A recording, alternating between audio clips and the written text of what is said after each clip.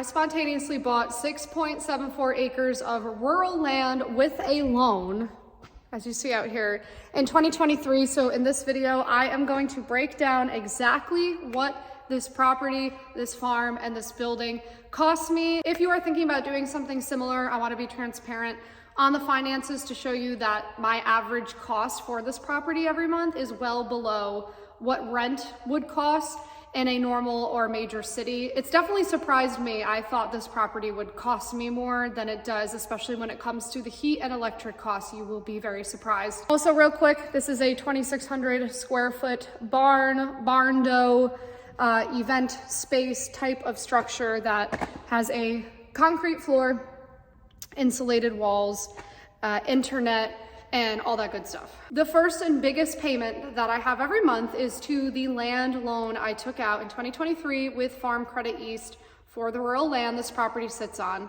It is 6.74 acres, and that payment every month is $950. I opted for a 30% down arrangement with them. 20% down was an option, as is 0% down if you are low income with the USDA. There are many other options besides farm credit, but that is just what worked for me. I went with 30% down with a 10-year payoff structure. I could have done 15 years or I believe 20 years. So my monthly payment could be lower right now. It could be $700, $800. You would just pick what works with your particular financial situation. Remember, everything I'm sharing in this video, finances are personal to people. There is no cookie cutter approach to financing things. So again, this is what worked for me. So my monthly land payment is $950. That's my biggest payment.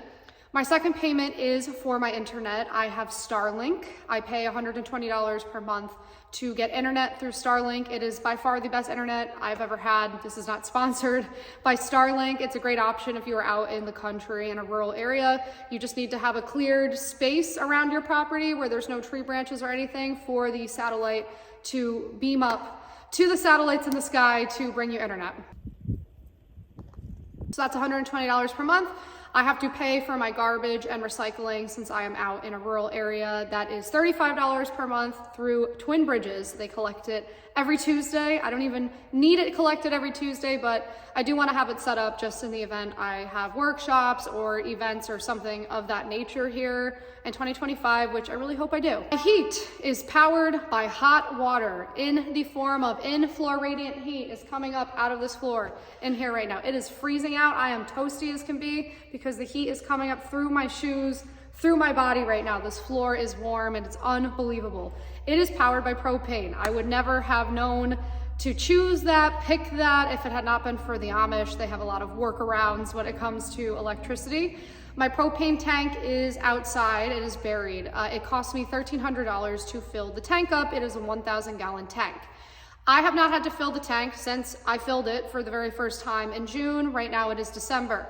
The gauge on it goes up to 100. It's freezing out right now. The gauge is ticking down 1 per day as I watch it.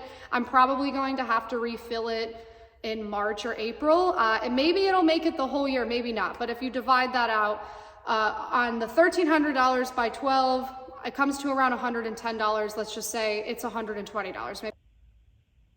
Maybe I have to fill it sooner than I think, but that is the average cost of my heat.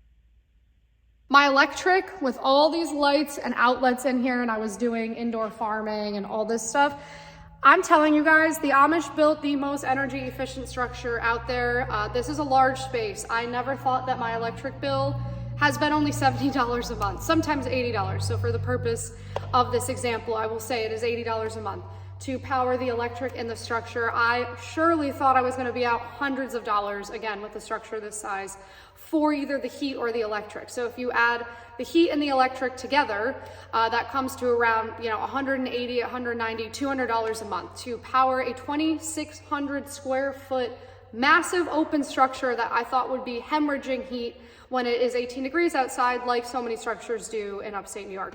As for the bunnies, chickens, and cats that we have here, as well as just me getting started with collecting seeds and things of that nature, I estimate that comes to around $100 a month for their feed and shavings. It doesn't even really come to that much, and I am pursuing regenerative farming, so I am trying to create as much of the materials as I'm going to need here without having to buy them. A lot of the things I grew this year, I collected all their seeds to save on having to buy seeds, for example, and I will be using the bunny fertilizer in my farming and gardening this summer so that I don't have to buy fertilizer.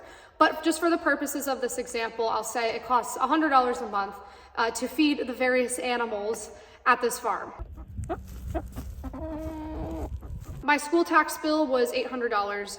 Divided out by 12 comes to $67, let's say, per month that goes into school taxes. And lastly, I had a landscaping lawn company help me at the property this summer, and they will again next year. So from April to October, that cost me around $300 a month. Obviously, I don't need them for half of the year. I do have a plow hired, but my neighbor offered to just do it for free, which is a lot of what you will find out in the country. You're gonna save money with things you wouldn't anticipate because people are helpful and resourceful and nice and capable of doing things that people in cities just can't do or don't have the equipment to do. So if you take the average of that, it comes to about $150 per month if you average it out over 12 months, which means the grand total, drum roll, comes to around $1,600 per month is what it costs me to manage the entire 6.74 acres plus the structure that I have on it. Never in a million years did I think it would be that cheap. Obviously, I'm not paying into the structure. I paid for that in cash. You don't have to have a structure this massive built. The structure didn't cost as much as you might think it costs, and I break down the different elements of what things cost in the structure in my Substack, which I will link to below. I will get to it in more videos, of course, coming your way. If you guys enjoyed this financial transparency, let me know in the comments.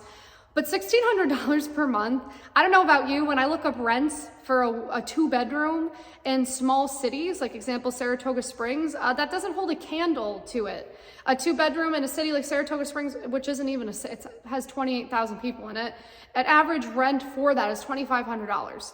And I know a lot of people watching this right now, especially if you're in a city like New York or Miami, your jaw is probably dropped because $1,600 can essentially cover where you live, where you work, where you grow your food, which saves you a ton of money in the long run if you start growing the food you eat, because our food costs an insane amount of money right now in stores. You can run a business, live here, grow your food, raise a family, work the land, conserve the land.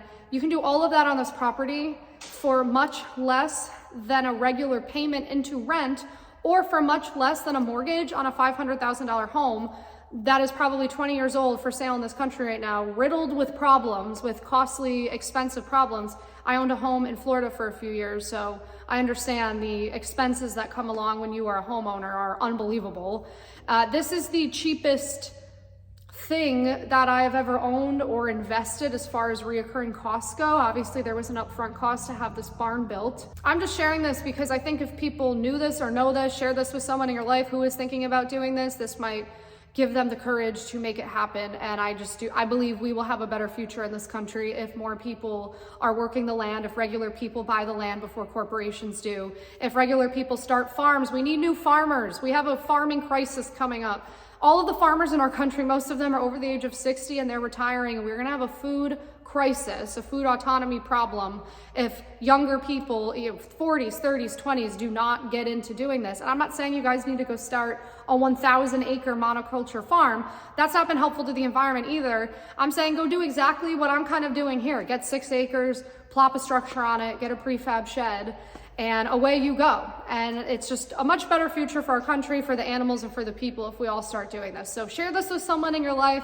If that figure shocks you, $1,600, it shocked me too. I really thought it would be more than that. That's why I've held off on sharing that figure, because I wanted to monitor the money month over month to see if things fluctuate, and they don't. I think if more people knew this could become the norm. I think it will become the norm. So I'm happy, as always, to be somebody on the internet shouting about it. I hope you guys have been enjoying these videos. If you have, Show me some love, share this video with someone in your life who just cannot do city life anymore, can't do suburbia, wants to get out in the country, wants to do anything from running their own business to growing their own food. I don't blame them because I'm here doing it too, and I have no freaking idea what I'm doing, but I am learning little by little every day, and I'm happy you guys want to come along for the ride with me. With that, Merry Christmas, Happy Holidays. Hope you guys had a great 2024. So much is in store on this channel for 2025, so stick around. Bye.